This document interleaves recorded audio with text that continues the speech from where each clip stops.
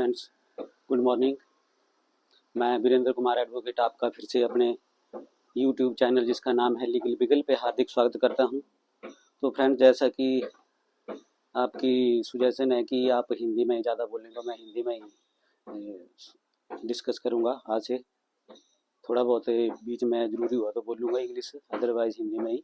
तो फ्रेंड्स, जैसा कि आपको पता है, हम डिस्कस कर रहे थे चैप्टर 3 ऑफ भारतीय न्याय संहिता का। जो है चैप्टर 3 जो है वो है जनरल एक्सेप्शन। जो भारतीय न्याय संहिता में अपराध डिफाइंड किए हुए हैं, सारे जितने भी अपराध हैं उनके जो सजा है उनको वो दी गई हुई है, बताई गई हुई है। लेकिन जनरल एक्सेप्शन क्या कहते हैं कि अगर इन एक्सेप्शन के अंदर आपका कार्य फॉल करता है या your act is fall on this any of the exception, then you are not liable to punishment.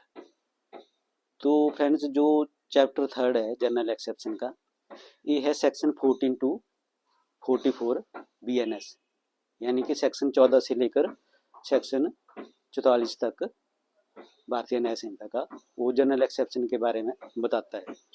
तो हमने सेक्शन 28 तक डिस्कस कर लिए हैं, आज हम डिस्कस करेंगे सेक्शन 29। तो फ्रेंड्स, देखते हैं सेक्शन 29 क्या कहता है।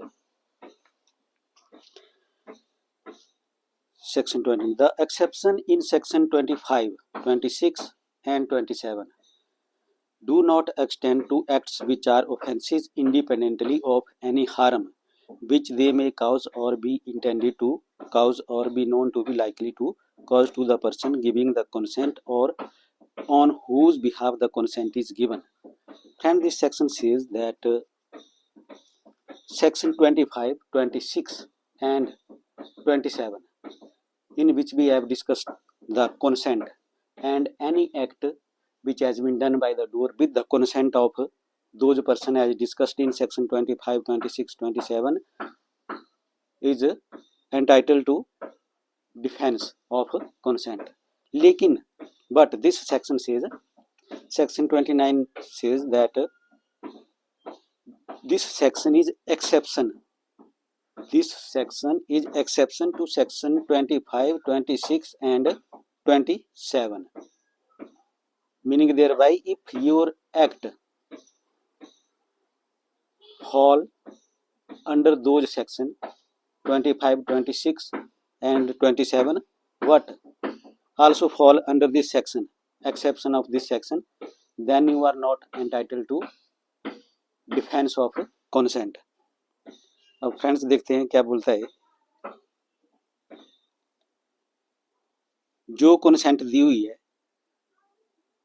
लेकिन उससे इंडिपेंडेंट जो एक्ट है आपका, जैसे आपने कंसेंट दे दी ए कार्य के लिए, लेकिन उसके साथ बी कार्य भी कर दिया डूअर ने, तो ए के लिए तो एग्जम्प्ट है, लेकिन जो बी कार्य जो दूसरा कार्य कर दिया ना, उसके लिए वो एग्जम्प्ट नहीं है, वहाँ वो डिफेंस नहीं ले सकता है। सेक्शन 25, 26 और 27 एनी ऑफ द सेक्शन, किसी भी सेक्शन का वो बेनिफिट नहीं ले सकता है, क्योंकि वो जो उसने एक्ट करा है ना, उसके लिए जो कंसेंट दी हुई थी वो उससे अलग है, इंडिपेंडेंट एक्ट है वो। अब ज़्यादा आप देख सकते हैं, यहाँ एक एग्जाम्पल दिया हुआ है, illustration. causing miscarriage is an offense independently of any harm which it may cause or be intended to cause to the woman. Therefore, it is an offense by reason of such harm, and the consent of the woman or of her guardian to the causing of such miscarriage does not justify the act. तो आप इस example से समझ सकते हैं, ये example क्या बोलता है कि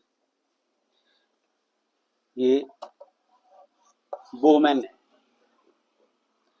ये एंड जो इसके गार्डियन है, हस्बैंड हो गया और फैमिली मेंबर हो गए, ये कंसेंट देते हैं मिसकैरेज के लिए। मिसकैरेज के लिए ये कंसेंट देते हैं। तो जो वोमेन है, जो उसको हानि होगी, हार्म होगी, उसके लिए वो कंसेंट वैलिड है।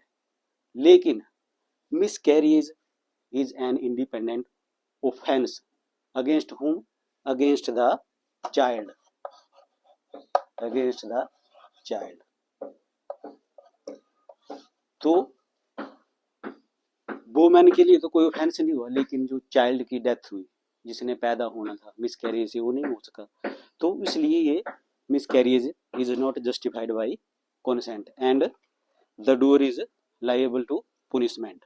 सो friends, this section says this that कोई भी इंडिपेंडेंट एक्ट जिसके लिए कंसेंट दिए, उससे अलग जो दूसरा एक्ट है उसके लिए तो सजा मिलेगी ही मिलेगी, उसके लिए वो बरी नहीं होगा।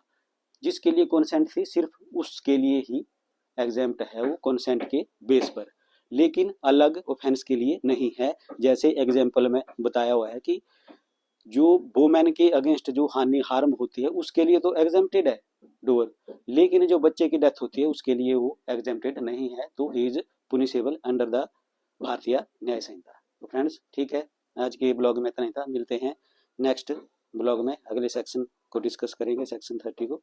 ठीक है फ्रेंड्स, टिल देन।